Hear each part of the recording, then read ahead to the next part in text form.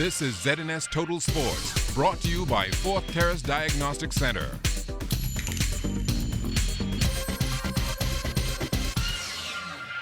Hi, good evening and welcome to Sports Monday. I am Julian Gibson coming to you from a chilly Montague Foreshores. Well, meet the new executive team that will govern swimming in the country. Algernon Cargill will be our president, assisted by John Bradley, first vice president, second vice president, William Russell, third vice president, Stephen Thompson, treasurer, Nicholas Reese, assistant treasurer, Errol Thompson, secretary, Alexis Wells, assistant secretary, Shelley Bastian, and member at large will be Lynn Frano. Congratulations to everyone.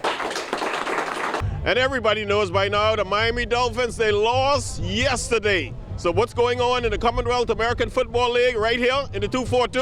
A lot of the parks that had lights did not have lights because of Hurricane Matthew. Now that, things are somewhat normalized, what we are actually doing right now is having a tournament-style play here in the Commonwealth American Football League. We are actually also looking to get involved, actually more the youth in the Commonwealth American Football League over the summer, where we'll probably have more camps during the summer breaks in the Commonwealth American Football League. And from the sailing beat, the King Eric Gibson all-for-one regatta wrapping up yesterday at the Montague Foreshores. Congratulations, Long Island. In Class A, the Running Tide carted away with first place. In Class B, the new Susan Chase, also from Long Island, she won the B-Class championship. One guy called me from Exuma today. He said he's selling chainsaws for $5. First come, first serve. I said, what you mean? He said they need to go in the bush. The Bill New Move. That's the Exuma man called me now. Not no Long Island man, Exuma man. So he got chainsaws for $5. Got to go in the bush. Now in the C-Class, it was Long Island once again. The BDK, skippered by Stephen Knowles, came in first. He came out Friday, sailed 2 races back to back. We got the first race and got second race. But like you said, 1 day, 2 days, 3 days, 4 days, 5 days. Georgetown is what, 5 or 6 days? We find a way to pull it off. That's what we can. That's what we do. Now at the closing ceremonies, my Prime Minister, the Right Honorable Perry Gladstone Christie, he saluted my cousin, the late King Eric Gibson, for his efforts in the sport of sloop sailing. It's an important legacy. It's one that should be preserved.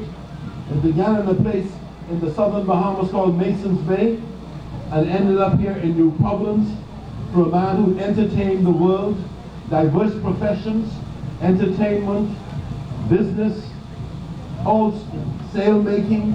King Eric did it. He did it well. He did it magnificently. And his family is quite correct to continue the memory of King Eric and to do it in a sport that he loved dearly. And the Bahamas national beach soccer team, they have a new head coach. I brought him in from Brazil. The players have a big potential, but need to learn to play beach soccer. Beach soccer is different of the football with the futsal. The guys not have too much experience, need to play more. Practice, but it's important to play.